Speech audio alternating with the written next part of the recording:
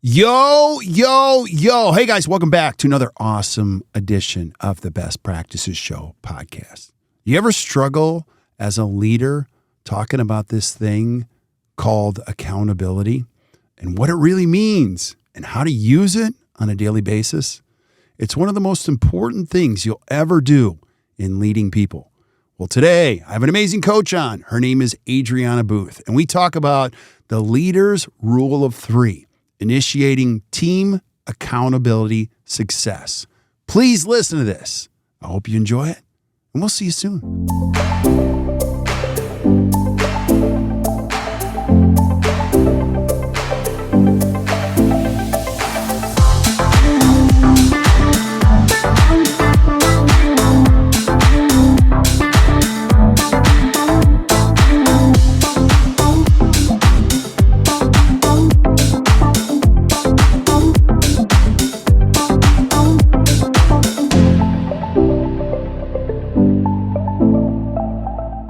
Hey guys, welcome back to the Best Practices Show podcast. As a leader, do you ever wonder about this thing called accountability? How do I do a better job of it? What does it really mean? I have team members that have been here for a long time. It's just kind of been this fun place to work. And now I've got to make everybody accountable, including myself. Well, if you're wondering about that stuff, we are too.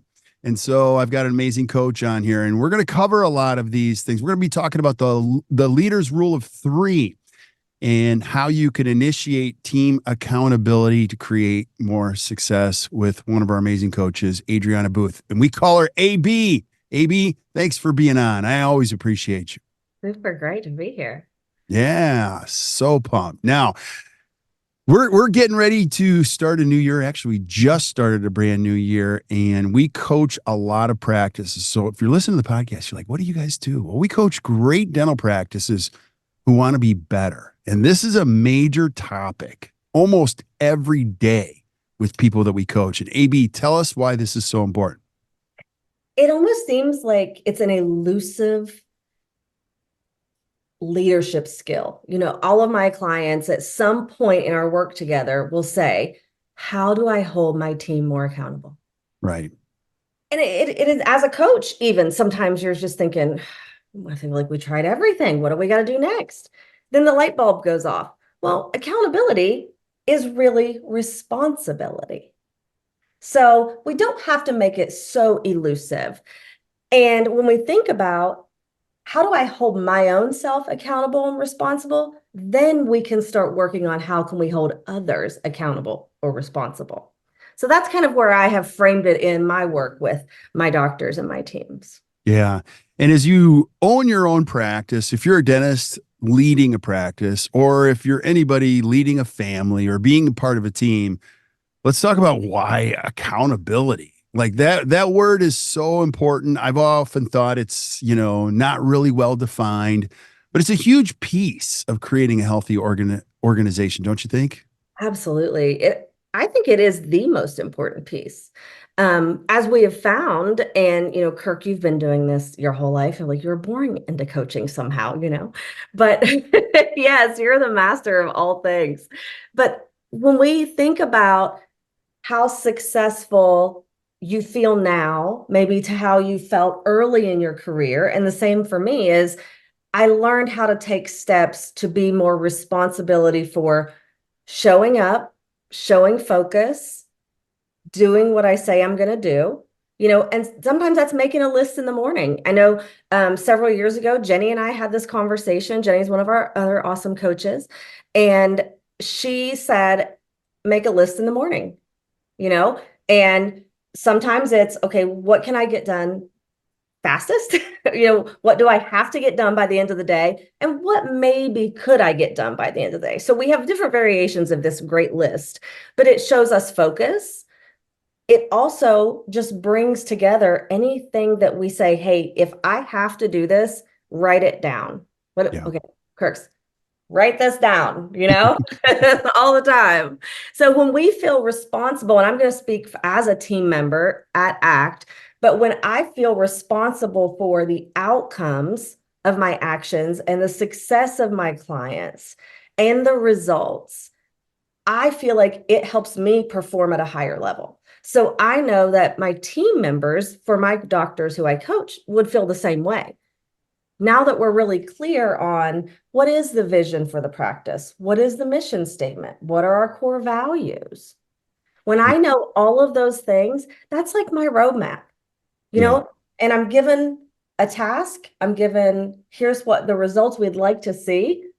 Okay, we're in alignment with these things, mission, vision, core values, purpose, and here's the results. Okay, we can get there. Yeah, I absolutely love it. And, when you think about the evolution of anything you're creating, it starts really simple. You might have 2 or 3 team members or 4 team members, and everybody just kind of gets along, and you've got 200 patients or 300 patients. But as things start to grow, so do the expectations and so do the processes. And so you do need a higher level of accountability. And what can't get lost in there is trust. And what accountability does, when people do what's expected of them, you hit numbers, you finish things, and it's a top down thing. You just can't ask team members to be accountable, and you can't be accountable. When everybody's involved and invested, it really fosters that trust. And it can look like a lot of different things in a dental practice, don't you think, AB? Absolutely. Absolutely. And the nice thing, we all go to the Global Leadership Summit, and Craig Groeschel, he is, one of the main hosts of that. And he says, be clear about what you expect, reward it when you see it, and correct it when you don't. Easier said than done, right? Way easier, way easier. I think if you start small and say, okay, listen, here's what, and really let's go right into rule number 1. Give us rule number 1 about making this happen. We have to set clear expectations. So, like I said a few moments ago, as the practice owner or the leader, it is up to you. And that's the hard part. Mm-hmm. It's up to you to share the mission, the vision, the values, and the purpose for the practice in a way that you can inspire the team to work towards those. Yeah, absolutely. It's all about expectations and reality, which we'll talk about in a second. But a lot of times, if you're, in all fairness to team members, let me just speak to them. They don't know what you expect. No. They have no idea what you're thinking. And so whether you have dogs, whether you have kids, whether you have team members, if you're involved with any other living thing, I would say even plants, heck, you got to set expectations about what the roles are here, don't you think? That's the My problem. dogs. That's what has happened to my plants. Now, please don't relate people to dogs, but I have 2 dogs. They know exactly what to expect every day. Come down and they go right to the door. Do you know what I mean? They know exactly what's going to happen, and it creates a very healthy relationship. Now, transitioning into a dental practice, part of your job as a leader or owner, you're exactly right, AB, is to share the mission, the vision, the values consistently over and over again. You got to be the chief repeating officer, and you got to be incredibly consistent. Okay, this is where we're going. This is where we're headed. This is what we're going to do. And as you start to do that, I've found that the biggest secret for me is just to be a little bit more consistent every day. Just a little bit more, just try to be more consistent. And as you start to do that, people go, oh, he's not so crazy today, or he's not all over the place. Another thing we always say is specific is terrific, vague is a plague. Tell us about that, AB. What does that mean to It's you? the best. And it's, when we do a lot of work with personality styles and tendencies and habits in our work with our teams and our doctors. And the one thing that has nothing to do with any personality style is the innate sense of we like to know what people expect from us. Right. That's how we can feel successful. So if I am very vague in my expectations, my team's going to take their own path. And if I'm vague in my own expectations with myself, it's up in the air. So have to be very clear, and clear is kind, that here is what I want, here is where we're going, and this is going to be the result that we're hoping for. Yeah, absolutely. And if you're listening to the podcast, If you're driving, don't do this. But if you're sitting somewhere, write this formula down. We use it every day, all day long. It's E minus R equals C. Oh, Expectations minus reality equals conflict. Now, I got it from a great business owner many, many years ago. I'm not kidding. I use it probably 15, 20 times a day. And what it means is anytime you're in conflict with any human being or any process or anything, you experience conflict, it's usually a discrepancy between expectations and reality. You thought this was going to happen, it fell short. Or if you're in the plus category, reality exceeded expectations. You thought you were going to get this, you got a lot more than that. And when you have this formula, you can actually take it from the subjective and you can move it to the objective. How can I use this formula as a dentist, AB? Because you and I, we talk about this all the time. and the first time I meet with a team, I use E minus R equals C, and every time I'm on site with them after that, it comes up. And I know that they've got it when they start saying it to me. Wow. I'm like, yes, because it really does permeate everything in our whole lives. That's the beauty of coaching. And we've gotten this feedback a million times over. And my clients will say, you've helped me with more than just my working relationships. You've helped me with my friendships, with my family relationships, because if I can look in the mirror and say, I could have been a little more clear, then those expectations would have been set a little better, and Yeah. the outcome would have been better for both parties involved. Yeah. It's And just being clear. absolutely. And I would totally echo that sentiment. I use a lot of these more in my personal life than I actually do my business life. They're both important, but I would say I use it mostly with my amazing wife, Sarah. I mean, 24 years of being married, I was the yes guy. Yes, yes. Oh, okay. I'll be home at 5:30 and it would be 6:30, 7. Now I've realized like I got to be super clear. And then I also know that if I can beat those expectations, it only adds to the positivity of it. So for instance, I mean, even last night I was like, okay, well, I'll be home at 5:30.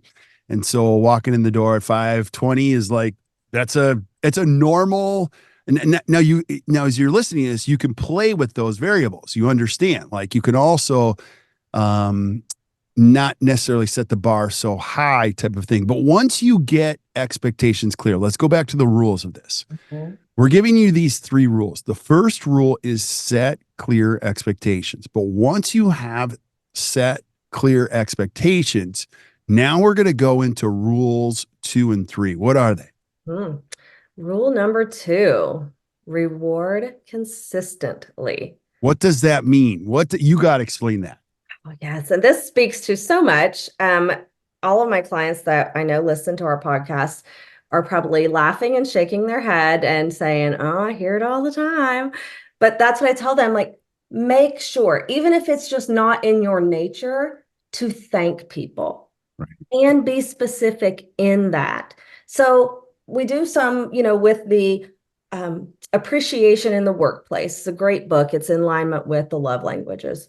And if I know that my team just really enjoys being verbally thanked, it's so easy. Kirk, hey, great job with Mr. Smith today. You knocked it out of the park. I heard your verbals on that.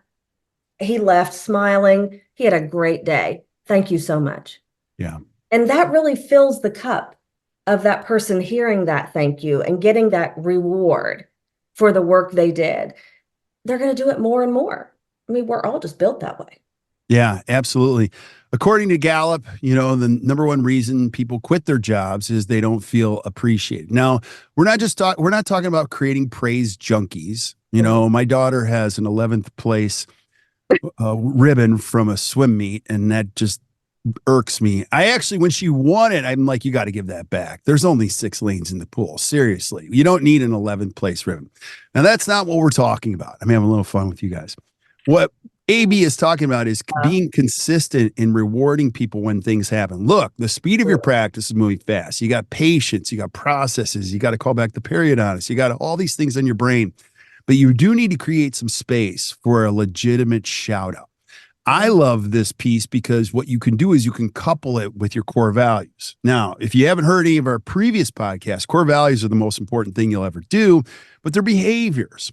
And when you've, identified what they are, we have 6 here, but, a couple of my favorite are all in attitude, give greater than get. It becomes very easy to put the core value together with the reward and the behavior. Now it's not just so random. Now there are going to be times where you're like, I'm just so grateful. That was amazing what you just did. And I don't even have anything to call it other than you're just amazing, but you do have to find a way to do it. Now I'll say this about men because I'm a man.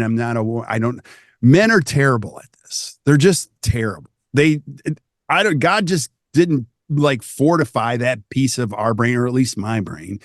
And so you do have to create some type of measures. And I've seen it where some dentists many years ago, they would actually put it in their Microsoft Outlook, like say thank you today, at least once or twice, or, create some type of a system. So if you're like me and you need to do it now, I find a way to do it. And I often do it when I have space or margin to be able to do that. But AB, your point is so true. You have to find a way to reward consistently, not just whenever you're in a good mood, not when collections are great. You have to reward even when it's not going well, don't you think? I do. And I mean, I worked for a doctor years ago, such a nice guy. Every day, and this stood out to me because I hadn't experienced it before. When we had like a long day, so there was almost like split shifts. And when he would leave around 1 o'clock, he would go to every single person that was in the office. Thank you. Thank you for a great day. Thank you for a great. And it was just like, you're welcome. Thank you for a great day. And I work out with a coach, a trainer, we're addicted to coaching here. And he's a former Marine. Sometimes it's a little scary. Yeah. And he's even this this morning, we worked out and he said he had someone that used to walk in every day and say, morale is high. Everybody's having a great day. And he was like, why do you keep saying that? He's like, because if we speak it, we will believe it. Yeah. And I was like, oh, I love that. Yeah. So you walk in, hey, great. I'm having a great day. Is everybody having a great day? We're all happy today. We're awesome. We're going to kick butt today. Yeah. And it really helps your team. It does. It does. There's two types of people that walk into every room, people that give energy and people that take it. So like I could probably be better at this, but I do the same thing every single day. I come up those stairs. I go from left to right to every office. I'm like, what's up? Good morning. And they're like, oh God, drink decaf, and then, it's kind of fun. And at the end of the day, it's the same thing. Thank you. Thank you. Great job today. Thank you. If you do nothing, try that. It works. It's bookending a great day. Start it with something positive, end it with something positive. Try to find out something great that happened. Here's an example. When your team members work really hard, you have a chairside assistant who turns around a room and helps you with a patient at 1 o'clock or 2 o'clock. Go, hey, what you did at 2 o'clock, that was awesome. Thank you so much. That's what makes us who we are. Have a great evening. Because they can live on that. A shout out at a team meeting, a personal card, personal note, even a high five or a fist bump. People want to feel seen. Don't you think, Amy? Absolutely. And even down to, I've had some of my clients that, really struggle in this, that it's not in their nature to pay attention to the little things. Right. And I'm like, okay, great. Let's fill out a sheet. What's their favorite candy? What's their favorite color? All these little things that seem insignificant and kind of childish. But when you want to say thank you to someone and you hand them a Kit Kat bar and that's their favorite candy, they're like, oh my gosh, you remembered. They feel seen and heard. Yeah.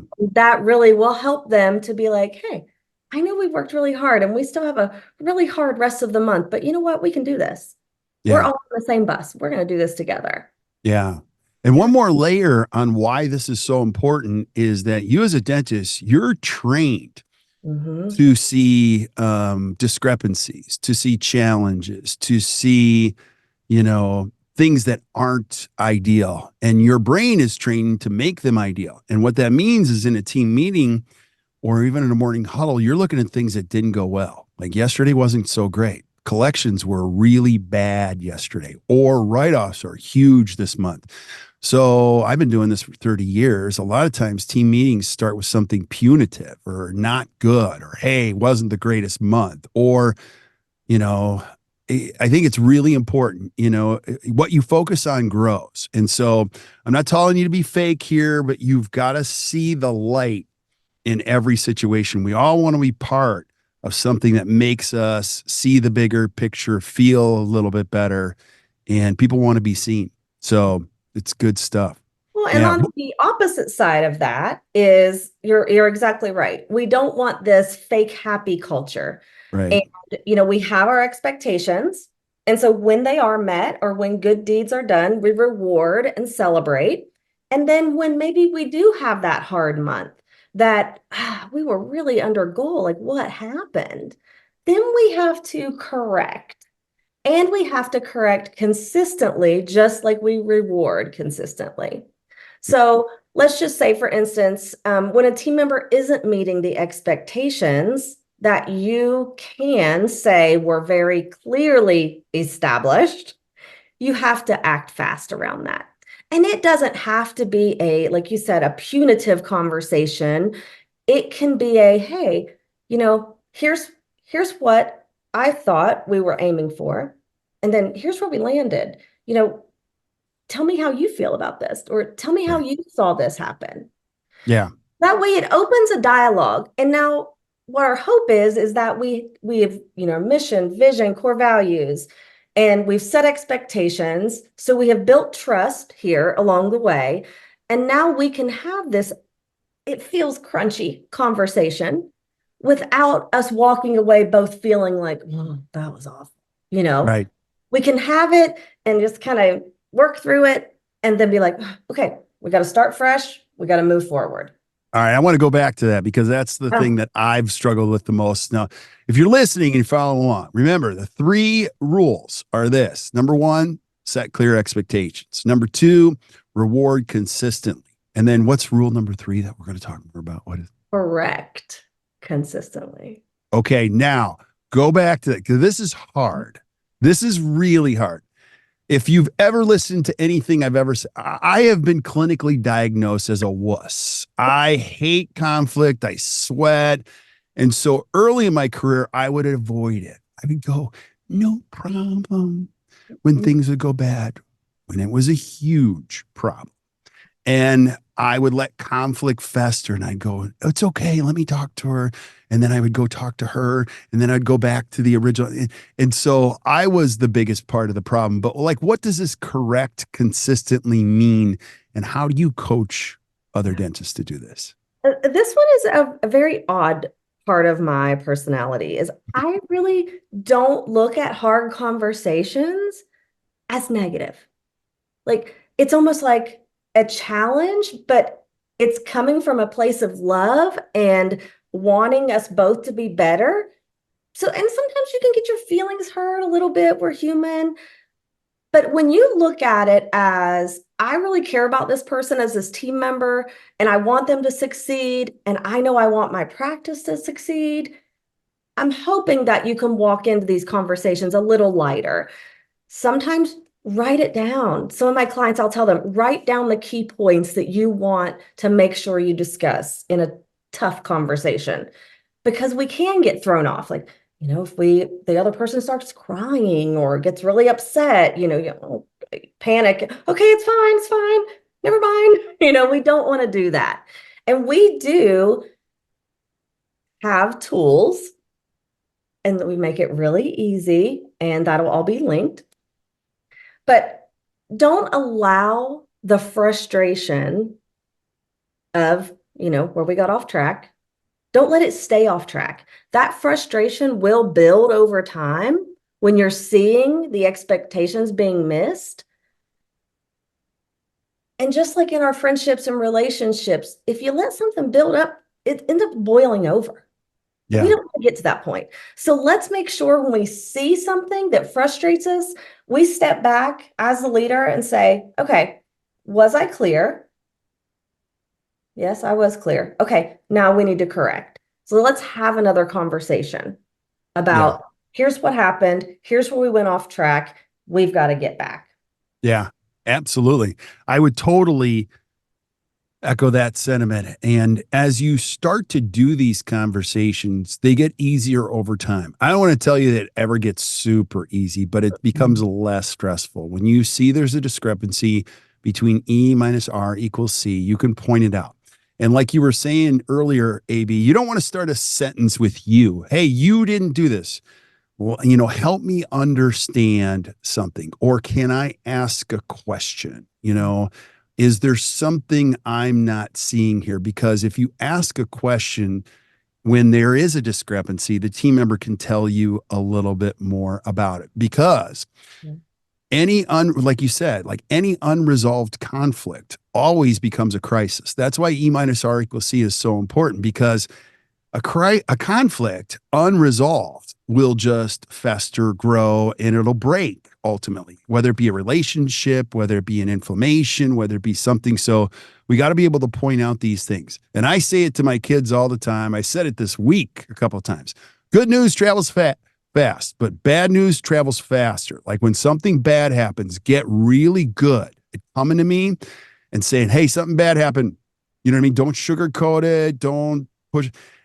And the reason I tell them this is, like, as you get older, you're going to love just being honest and filter, and it just goes away. And so there's always work to do. But I think the important thing here as a dentist is that as you start to put these things into play and you're correcting consistently, you're going to find that your best team members actually love that. Don't you think?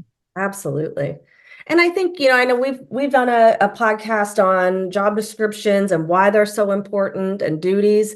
And I think this also goes back to that, is if we think the expectations are clear, does the other person? Right. Have they been written? Have they been explained? Are there systems related to these tasks so that there is checklists or directions to follow? And I think that's really what it all comes back to, is we really have to start in the beginning. And in our coaching process, we do a great job of that, is checking all of these necessary boxes so that accountability, responsibility is a lot easier to foster over time. And I mean, I sometimes feel like I'm team member advocate so early on, is, oh, this person isn't doing this and they don't do this right. Okay, well, do they know? Well, I think they know. Well, let's make sure they do.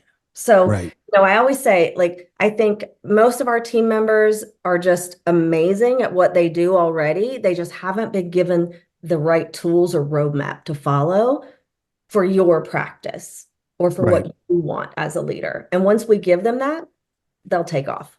Yeah. Now let's go back to the team member advocate thing, because this is important. Sometimes you have to balance accountability with empathy. And what I mean by that, walk me through this. AB, I'm listening to this podcast. I totally get it. But I have Susie. She is the sweetest human being ever. She was here before I got here. How do I handle that? Oh, that's always a good one, right? So I think that's where we have to sit down and from day one have really clear conversations with Susie. I love that Susie's sweet. And Susie is a notorious character around here, but Susie in this office is going to be sweet. And we say, hey, like, here are your job duties. Here are your tasks. Here's what time we start. All of these things laid out for each team member, so that we have to separate their personality, or maybe how long they've been with the practice or who they're related to, from their tasks and role responsibilities. Right. And then we have to sometimes have those a little bit tough conversations. Yeah.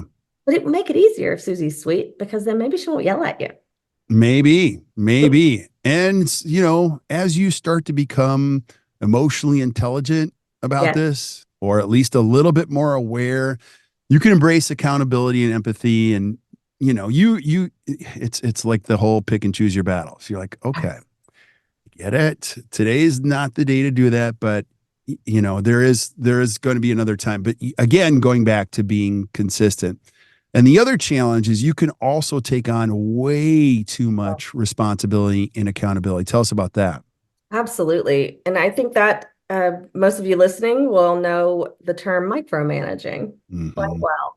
And as a business owner, I absolutely empathize with the sense of, but this is all mine. This all my responsibility. But that's why we use tools like traction, right person, right seat. Are we putting the right team members in place that we can delegate things to take off of your plate as a leader? So that way we can have other people responsible and that it's not all falling on our shoulders as a leader and feel like we need to micromanage everything that everyone's doing. Because Yeah. that's going to be super ineffective. We're going to be just worn out, burn out, mentally drained because you still have to do the dentistry. Yeah. And that is hard in itself because now you have people interactions all day with different stressful situations. So you have to protect your peace is really down to the nitty-gritty of it is protect your peace and protect your own self and your sanity by delegating to the really sharp people that you've already hired. Yeah, absolutely. And what AB's talking about is the use of tools. What I learned early on, if you come to anything we do, you're going to see we don't just teach concepts. Concepts are important because you want to grow people, grow leaders. You want to do it through the use of tools, a scorecard. So the right person, right seat scorecard. We use it here. It's a wonderful tool. It basically tells people how they are against our core values or with our core values and how they're performing in their role. So you're using something that's super clear. It's not a subjective, this is how I feel this month. They know what to expect. You know what to expect. And you can use numbers on a scale to show them how that correlates. And it takes the subjective and puts it more into objective. Again, it goes back to the whole thing. How am I doing here? You're doing great. Well, that doesn't help me. You know what I mean? Like I need to know, am I on track or am I off track? Yeah. And the other challenge is we fail to set very clear goals for the team. I want you to go back to that because that's a very, very big deal. It's a tough one, right? A lot of times, and this always goes back to, we used to talk about this a lot, is, putting that mirror up and saying, am I, personal responsibility is really the only thing that can lead to true accountability. Is if I cannot maintain that accountability amongst my team, it's probably because I can't maintain it with myself. So when you have unclear team and individual goals, you're going to see this show up. If I don't know as a team member what I'm responsible for, I'm just going to go and follow my own path. And Right. then we're going to have a sit down and you may say to me, hey, your results, they're falling below the line. What results are you talking about? Right. And so when we think about that, that's where we have to go, okay, let's see, what is your other one? Don't be frustrated, be fascinated. Mm-hmm. Because we will get really frustrated as a leader, as a business owner, when our goals aren't being met. So then we got to start with, okay, what individual goals did I set with this team member? Then what team goals did we set? And then what practice goals did we set? Because they're all going to compound and work together.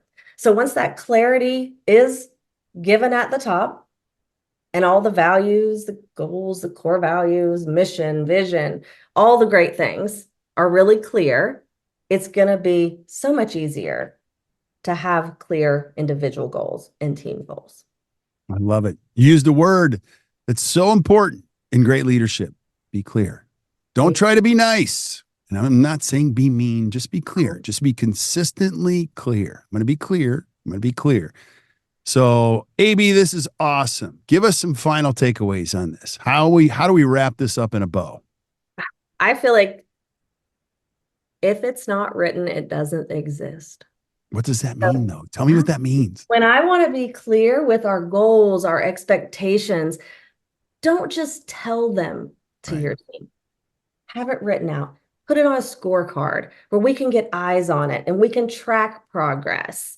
It could be a number, it can be an amount, anything can be tracked. That's the beauty of it. We can have goals in every different form. But if it's not written for your team member to be able to grab and to read and to know this is what Kirk said he wanted, okay, That conversation was 2 months ago. They're going to forget. Write it down. Absolutely. Clearly describe your goals. Clearly describe what you expect. Make sure you're rewarding consistently and clearly and specifically. And make sure you're correcting consistently, clearly and correctly. Yeah. And people can't remember anything. I mean, the average adult has to hear something 7 times, 7 different ways, but really retention with anything that's said is extremely low. I can't remember what happened yesterday. I can't remember what I agreed to last week. And so being consistent where it's in writing over and over again, now I know I can see it.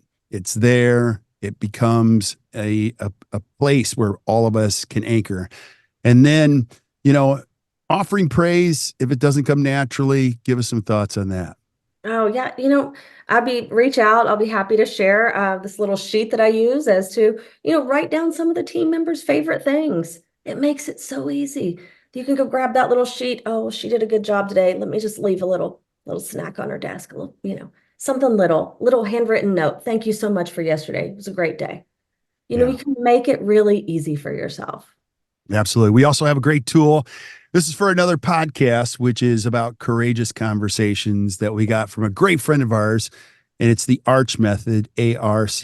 Tell us what the acronym stands for. Oh, goodness. We've got to come to an agreement. So that's our R. So we're going to talk about what happened from both sides. Right. And then we are going to take responsibility. Yep. Yeah. So Kirk, what was your part in that? Okay. Absolutely. What was my part in that? And then clear. We're going to be really clear. If I've never been clear before, please let me be clear today. Love it. And forward. And then H, we are hopeful. We are hoping that this will be the outcome. So what I hope that from our conversation today, now that we are both clear on the expectations and what part we all played in it, that we can move forward in a positive direction and these changes will be made. Love that acronym. It's so well done. I love it. Catherine's belt is amazing, and I can hear her in my head every time I use that. Yeah. Awesome. AB, thank you so much for being on. I hope this, if you're listening to this is a super huge part of creating something that's valuable, is having some accountability in a healthy environment with your team. And if you're struggling with that, there's a lot of things that we have on the horizon. We've got an incredible opportunity this summer, 2024. We're going to be actually doing an entire workshop on how to cultivate confidence and leadership, how to create healthy leaders that create happy teams. And if you haven't been to our To the Top Study Club, I'm going to highly encourage you to come. It's an awesome group of people committed to helping you become better. I never wanted to be the smartest person in the room.